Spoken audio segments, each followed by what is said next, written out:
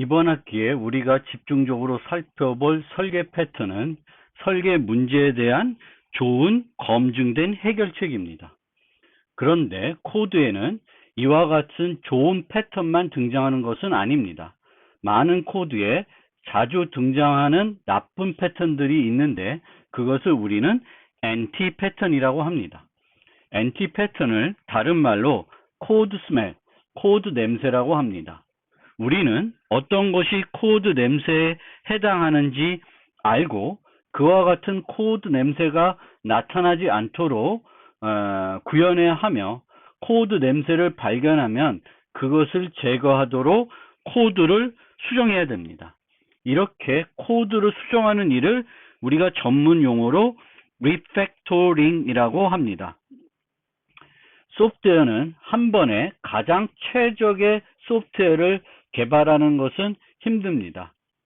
개발된 소프트웨어를 개선하기 위해 우리가 사용하는 기술이 리팩토링입니다. 또 요즘은 점진적으로 소프트웨어를 만듭니다. 조그만 부분을 만들고 리팩토링하고 또 만들고 리팩토링하고 그것을 반복해서 소프트웨어를 개발합니다. 그거를 점진적 incremental development 개발하는 방법이라고 합니다. 리팩토링은 코드의 외부 행위가 유지된 상태에서 내부 코드 구조를 개선하는 작업을 말합니다. 즉, 리팩토링은 디버깅하는 것과는 다른 것입니다. 디버깅하는 것은 코드에 어떤 문제가 있어서 그 문제를 없애는 거예요. 그런데 리팩토링은 올바르게 동작하는 코드를 개선하는 겁니다. 효율성을 높이는 그런 것이 아니라 코드의 구조를 개선하는 거예요. 코드의 구조를 개선해서 가독성을 높이고 다음에 유지보수하기 더 좋게 만드는 것입니다. 그런데 이 리팩토링 할 때 가장 중요한 것은 TDD입니다. 테스트 기반 개발입니다. 우리가 리팩토링의 전과 후의 소프트웨어 동작에 변화가 없다는 것을 확인할 수 있어야 됩니다. 그 확인을 위해서는 반드시 그것을 검사할 수 있는 효과적인 테스트 도구, 테스트 프로그램이 있어야 합니다. 그러면 NT 패턴이라고 하는 것들에는 어떤 것들이 있는지 살펴보겠습니다. 여기에 나열된 이런 것들을 우리는 코드 냄새, 안티 패턴이라고 합니다. 이 중에 몇 가지는 다음 슬라이드부터 집중적으로 설명해 드리겠습니다. 이해하기 힘든 이름, 광역 데이터들은 여러분들이 잘 이해하는 아마 코드 냄새이기 때문에 집중 설명해 드리지는 않겠습니다. 어쨌든 우리는 프로그래밍 할 때 많은 식별자들을 명명하게 됩니다. 이들 식별자들은 의미 있는 이름을 사용해서 명명해야 코드의 가독성을 높일 수 있습니다. 그리고 의미 있는 이름을 사용할 뿐만 아니라 식별자의 형태를 보면 이 식별자가 변수인지 클래스인지 상수인지 함수 이름인지 구별할 수 있도록 적절한 형태로 명명을 해야 합니다. 그리고 이 식별자 명명과 관련해서 이런 가독성 있는 명명을 하기 위해서 많이 사용하는 게 낙타 표기법, 뱀 표기법 같은 것이 있습니다. 낙타 표기법은 getName처럼 여러 단어들을 이용해서 식별자를 명명할 때 각 단어의 첫 글자를 대문자로 사용하는 것입니다. 뱀 표기법은 중간에 이렇게 밑줄 문자를 넣는 표기법을 말합니다.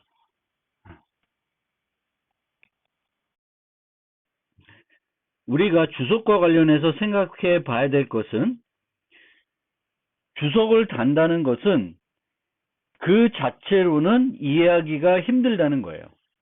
그런데 그 자체로만 이해하기 힘든 이유가 나쁜 설계 결과 때문에 있을 수 있습니다. 따라서 주석이 필요한 이유가 뭔지를 잘 생각해 봐야 되겠고, 이런 주석과 관련된 원리 팁도 있죠. 나중에 설명드렸지만 Don't comment bad code, rewrite it 이라는 팁도 있습니다. 나쁜 코드 때문에 나쁜 코드에 대해서 주석을 다는 것이 아니라 재작성하는 것을 먼저 우선해야 된다라는 거예요. 그래서 주석을 달 때 나쁜 설계 때문에 주석을 달고 있는 건지, 가독성이 떨어져 주석이 필요한 건지 살펴보고, 이럴 경우에는 주석을 먼저 다는 것이 아니라 리팩토링을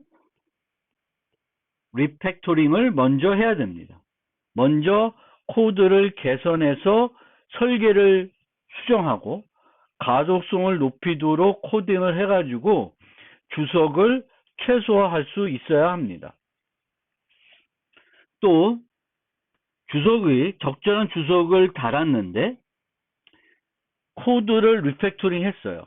그러면 그 주석은 리팩토링 결과를 반영하도록 수정이 돼야 되는데, 주석은 수정을 하지 않고 예전 주석을 그대로 남겨놓는 경우도 있습니다.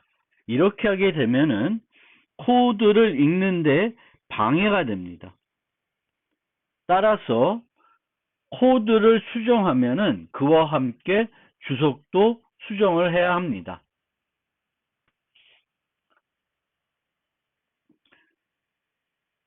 나쁜 주석은 사용하고 있는 언어의 문제일 수 있습니다.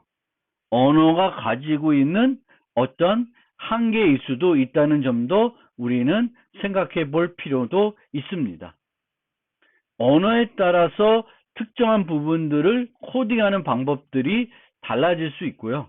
특정 언어에서는 어떤 기능을 제공하지 않기 때문에 코드가 좀 더 나빠질 수 있습니다. 그런 점들은 불가피한 측면이 있습니다. 프로그래머가 가장 싫어하는 것은 코드 중복입니다. 그리고 이 코드 중복을 없애는 가장 간단한 방법은 중복된 코드를 함수로 만드는 것입니다. 아니면 객체 지향에서는 상속 등의 방법을 써서 또는 포함 관계를 이용해 가지고 코드 중복을 제거할 수 있습니다. A라는 클래스에서도 사용되고 B라는 클래스에도 사용돼요. 코드가 중복되어 있으면 이것들을 끄집어 올라가서 이 A, B의 상위 클래스를 만들어서 요 중복되는 코드를 여기다가 넣을 수 있습니다. 그런데 그렇게 하기 위해서는 이것이 is의 관계가 성립해야 됩니다. 만약 is의 관계가 성립하지 않으면 요 코드를 다른 클래스로 옮겨놓고 A와 B가 C를 활용하게끔 하는 형태로 코드를 구성할 수도 있습니다. 어쨌든 항상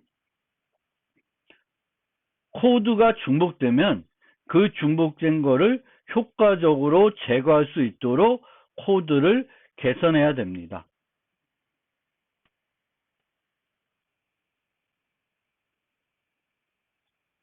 소프트웨어 공학에서 모듈은 응집성이 높아야 한다고 합니다. 클래스와 관련해서는 솔리드 원칙 중에 SRP가 이와 관련되어 있습니다. 그래서 응집성이 높아야 한다는 것은 하나의 역할, 기능만 해야 됩니다. 그런데 긴 함수, 큰 클래스는 응집성이 낮을 수밖에 없습니다.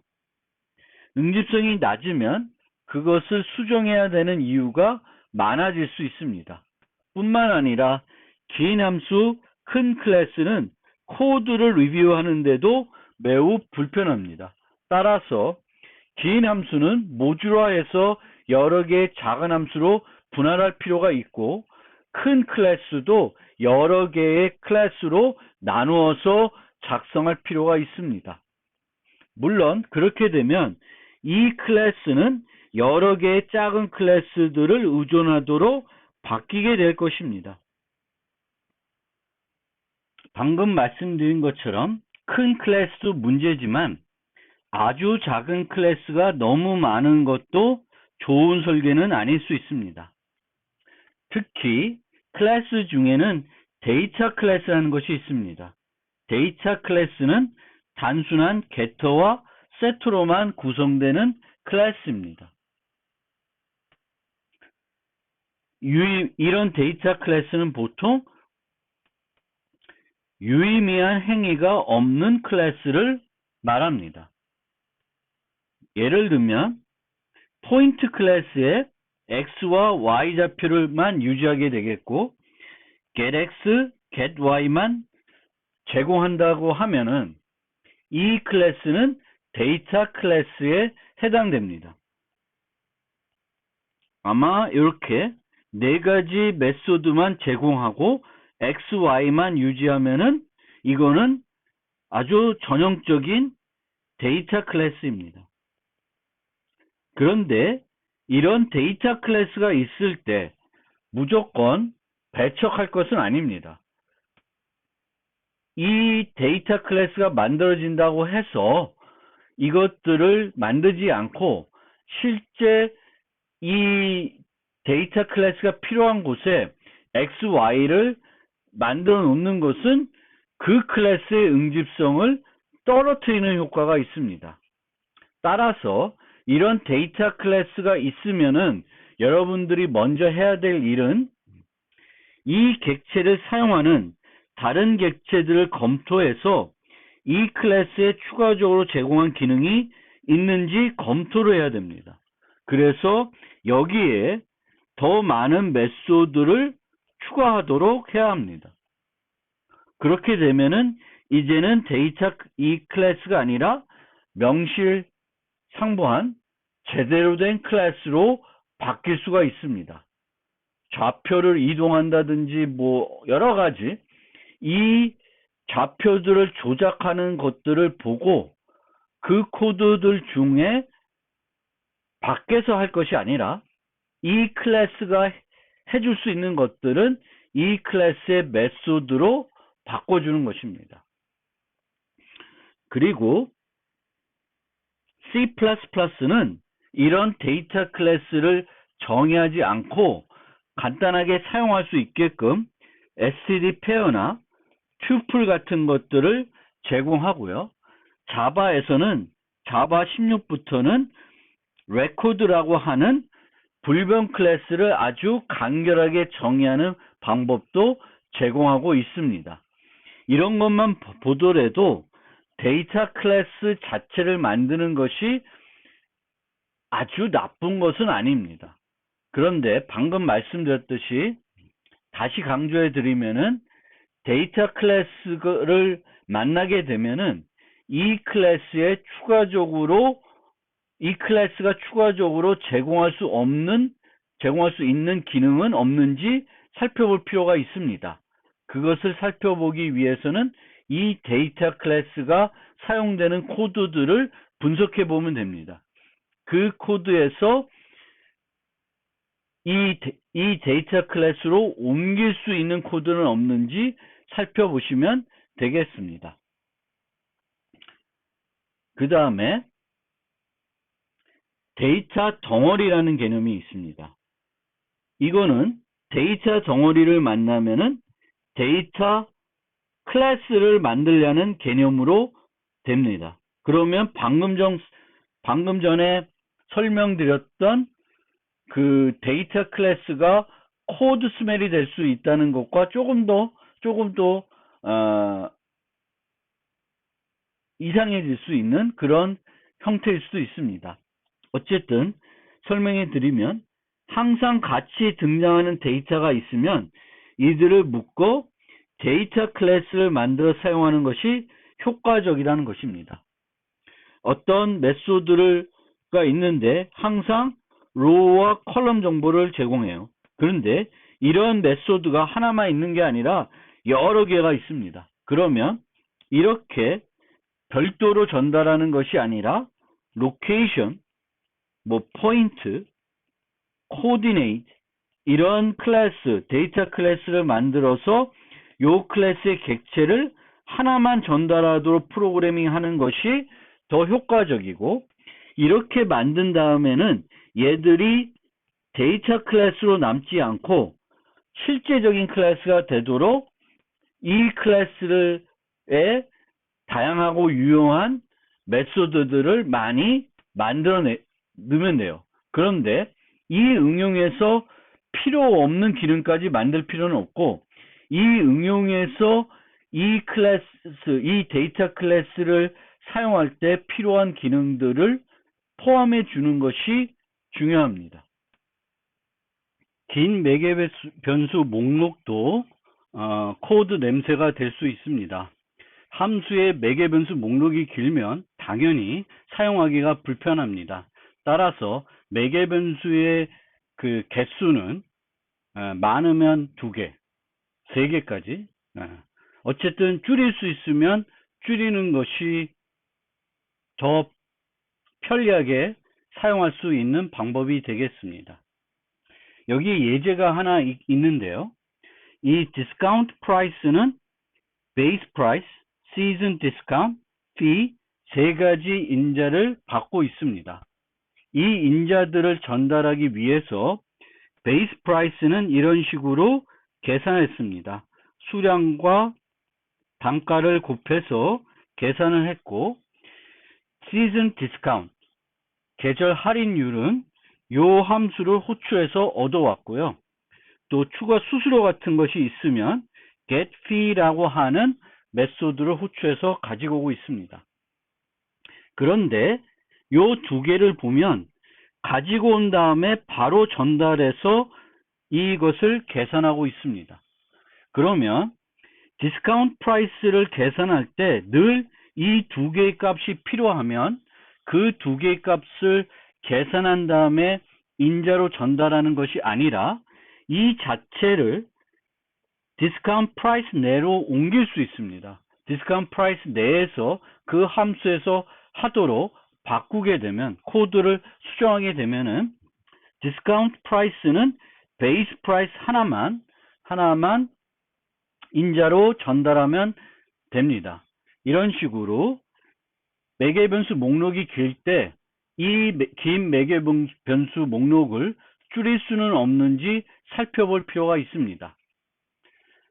객체량 측면에서 좀 살펴보면은 우리는 함수가 있을 때 함수의 인자를 전달해서 모든 일을 수행할 수 있으면 객체량 프로그래밍에서도 일반 함수로 만들어서 프로그래밍 할 수 있습니다.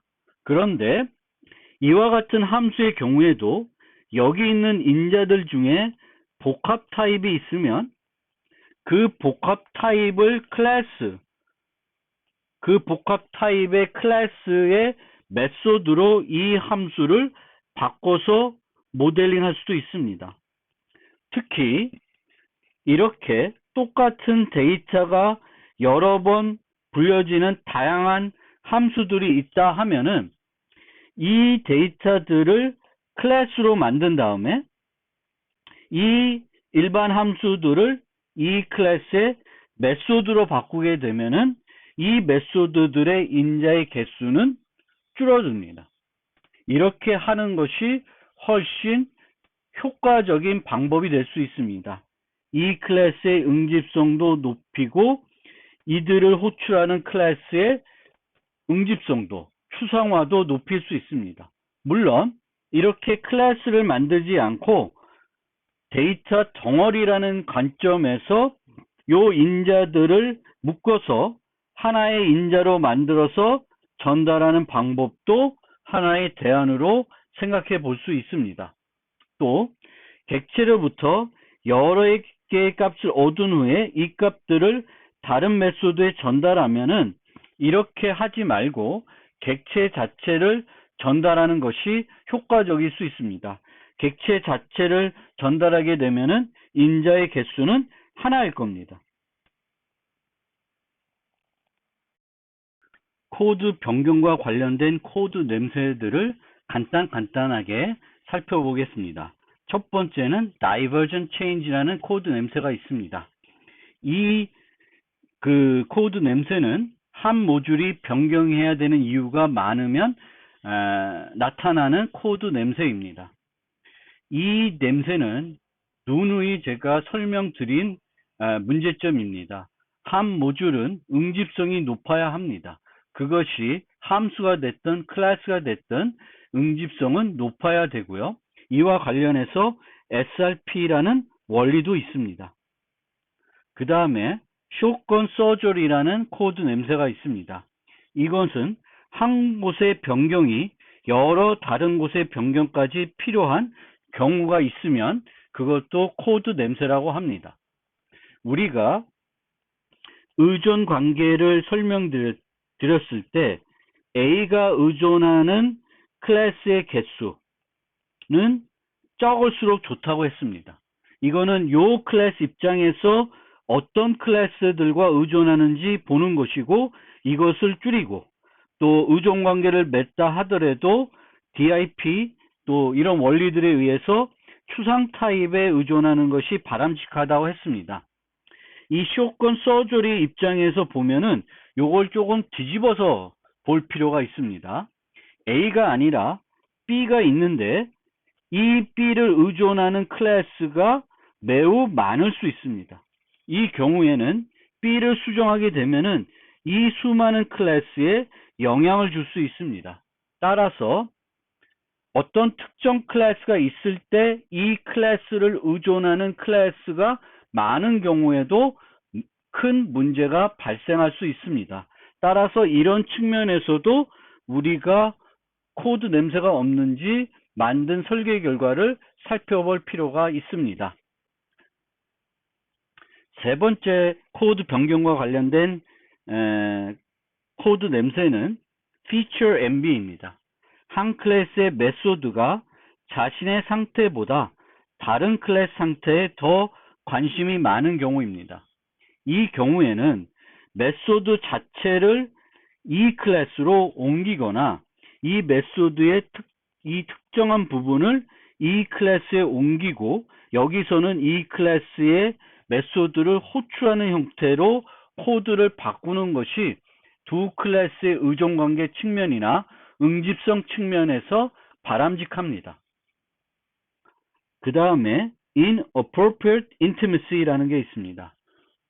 서로 너무 밀접하게 동작하는 클래스가 있을 수 있습니다. 두 개의 클래스가 있는데 항상 붙어 다니는 형태가 되는 경우를 말하는데요.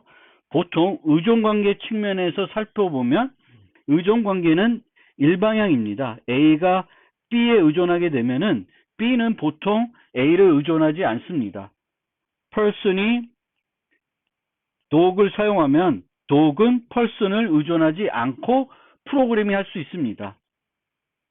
그런데 이렇게 상호 의존하게 되면은 코드를 수정하기가 어려워집니다. 또 코드를 이해하기도 불편합니다. 따라서 그 의존 관계는 일방향이어야 되고요. 특히 A 클래스가 B 객체를 유지하고 또 B 클래스가 A 객체를 유지하는 형태가 되면은 이것은 이런 코드의 구성 측면에서 문제가 될 뿐만 아니라 자바 같은 경우에는 또는 C++에서 우리가 직접 객체들을 소멸해야 되는 경우에는 그런 쓰레기 수집이 안 될 수 있습니다. 얘도 더 이상 필요 없고 얘도 더 이상 필요 없지만 내부적으로 서로 가리키고 있기 때문에 A를 가리키는 A 객체가의 그 포인터가 여전히 남아 있고 그 또 반대도 마찬가지이기 때문에 둘 다 쓰레기 수집이 안 될 수 있습니다. 이런 경우는 매우 나쁜 형태가 될 수 있고요.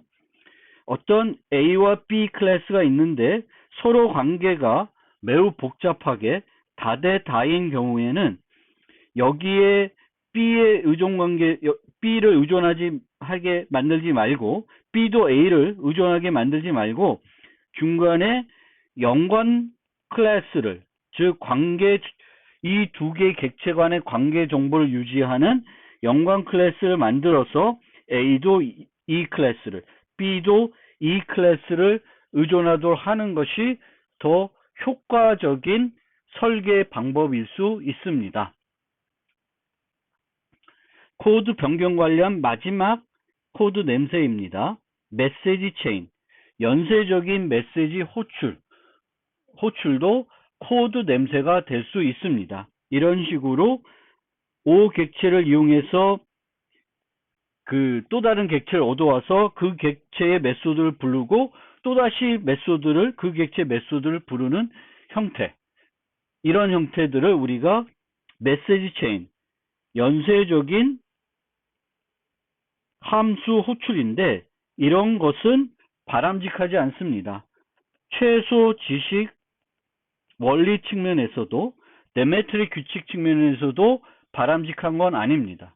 그러면 이런 것들을 해소하는 방법으로는 O 여기에 get B 해서 이렇게 길지 않고 바 이런 식으로 불렀다고 하면은 B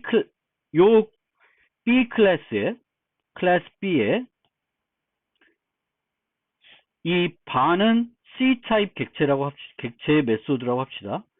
그러면은 H라는 걸 만들고 return C의 바라는 걸 만들어 놓고 여기서 호출할 때 O.getB 바 하는 게 아니라 O.h를 이용해서 필요한 바 기능을 사용하는 거예요.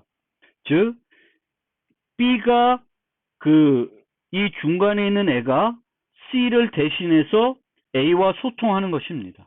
그러면 A는 C를 모르게 되는 거죠. A는 B만 알면은 원하는 기능을 얻을 수 있습니다.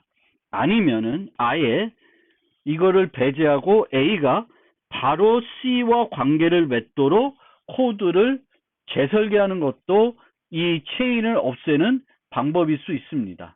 그런데 이런 식으로 체인을 없애다 보면은 미들맨이라는 또 다른 코드 냄새가 나타날 수 있습니다. 이 미들맨은 하는 일이 위임하는 일밖에 없어요.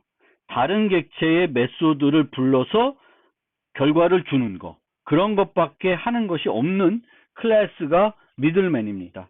A가 C와 소통하는데 항상 B를 통해서 소통을 하게 되겠고, B는 특별한 하는 일 없이 A와 C를 소통하는데 어떤 중간 역할만 해주는 거예요. 그러면 이런 거는 아예 빼고 아까 말씀드린 것처럼 A와 C가 직접 소통하도록 하는 것이 더 효과적인 설계 방법일 수는 있습니다. 이 4개 정도의 코드 냄새만 더 살펴보겠습니다.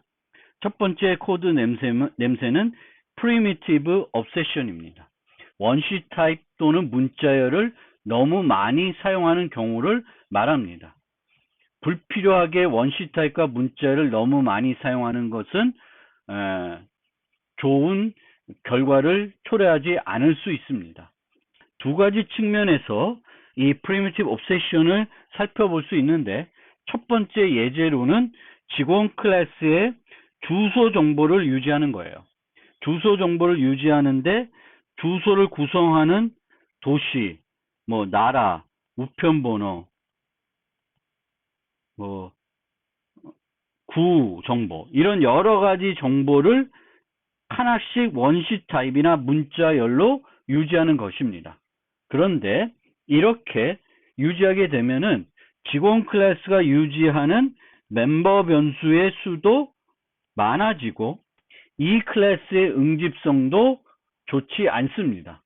따라서 이런 경우에 어떤 클래스의 멤버 변수들이 있고 이 멤버 변수들을 모으면 어떤 정보를 나타낼 경우에는 이 멤버 변수들을 별도로 각각 나타내는 것이 아니라 모아서 주소 클래스라는 걸 만들고, 이 직원 클래스에는 주소 클래스의 객체를 하나 유지하는 것이 더 효과적인 방법입니다. 추상화 측면에서도 응집성 측면에서도 더 바람직한 방법이 되겠습니다. 이렇게 하게 되면은 직원 클래스와 무관하게 주소 클래스를 확장할 수도 있을 수 있고요. 또 주소와 관련된 여러 가지 기능들을 직원 클래스에서 주소 클래스로 옮길 수도 있습니다. 두 번째, 프리미티브 옵세션과 관련해서 살펴볼 수 있는 예제는 전화번호를 한번 생각해 봅시다. 전화번호 정보를 유지해야 될 경우 그냥 문자열에 010, 333, 777 이런 정보를 단순하게 문자열로 유지할 수 있습니다. 그런데 내가 만든 응용을 봤더니 전화번호와 관련해서 여러 가지 처리들을 합니다. 그럴 경우에는 이렇게 문자열로 모델링 하는 것보다 전화번호라는 타입을, 클래스를 새롭게 정의하고 여기에 추가적으로 필요한 정보, 예를 들면은 통신사 정보 같은 걸 유지하고 여기에 또 이 전화번호부를 처리하기 위한 여러 가지 기능들을 넣는 게 각각의 응집성을 높이는, 추상화하는 좋은 방법이 됩니다. 그 다음에 조건문입니다. 알고 계시겠지만 1장에서 그 객체지향 복습할 때도 설명드렸지만, 객체지향에서는 조건문이 필요할 때 조건문을 사용하지 않고 다형성이라는 기능을 사용하게 됩니다. 특히 그렇기 때문에 반복되는 동일 형태의 스위치문이나 if문은 그것을 없애고 객체지향의 다양성을 활용하도록 바꾸는 것이 더 효과적인 방법이 될 수 있습니다. 특히 다양성을 이용하도록 코드를 바꿔놓으면은 나중에 그 확장하는데도 훨씬 유리합니다. 그 OCP에서도 설명드렸듯이 shape 클래스들이 있을 때 지금까지는 사각형, 원밖에 없었는데 삼각형이 필요하면은 기존 클래스를 수정하지 않고 shape를 상속한 삼각형을 만들게 되면은 기존 코드에 수정 없이 삼각형을 쓸 수 있게 됩니다. 그 다음 코드 냄새는 speculative generality입니다. 이 얘기는 지금 당장 필요하지 않으면 만들지 말라라는 것입니다.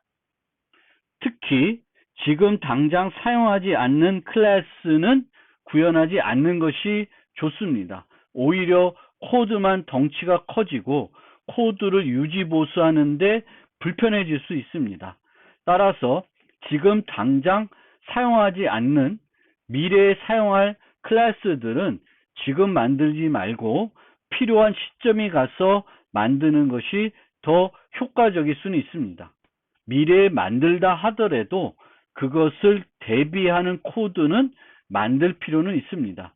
우리가 원리 중에 변할 부분과 변하지 않을 부분을 나누어서 여기에 추상화에 대한 초점을 둬야 한다고 했는데, 그것과 이 원리가 상충된다고 생각하실 필요는 없습니다. 이 원리는 지금 당장 사용하지 않는 클래스를 만들지 말라라는 원리로 이해하시면 되겠습니다. 그 다음에 마지막 그 코드 냄새는 refuse request라고 해서 상속할 때 또는 인터페이스를 구현해야 될 때 자식들이 필요 없는 메소드를 구현하도록 강요하면 안 된다는 거예요. 그거는 바로 ISP 원리와 동일한 개념이 되겠습니다.